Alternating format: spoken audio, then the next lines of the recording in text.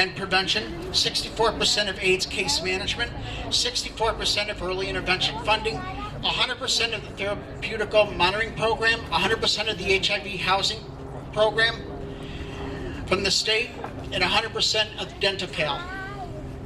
What does this mean for a person living with AIDS? For those of us who have AIDS that are on disability, the state cut SSI 3 different times. This now forces us to decide, do we pay our rent, do we buy food, or do we get our medications? This is what this great state has done.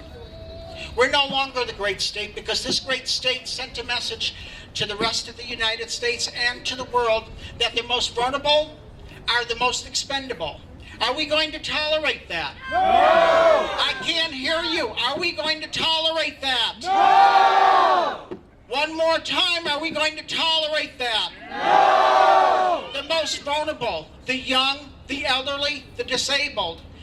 How dare they? If you look at my t-shirt, you see that it's faded, and I'm wearing a red ribbon for the AIDS. Like my t-shirt, the government's sending a clear message to anybody in this state of California that is the most vulnerable. We want you to fade away. Are we going to tolerate that? No! Are we going to start holding our elected officials accountable? Yes! How are we going to do that?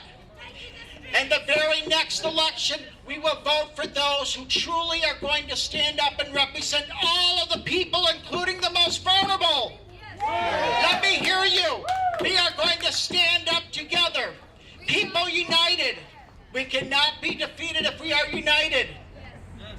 We've got to stand together. We need to get these legislators and this governor to realize they need to do their fair share and tax the oil companies, tax the wealthy. Don't make any more budgets on the lives of the most vulnerable. That is atrocious.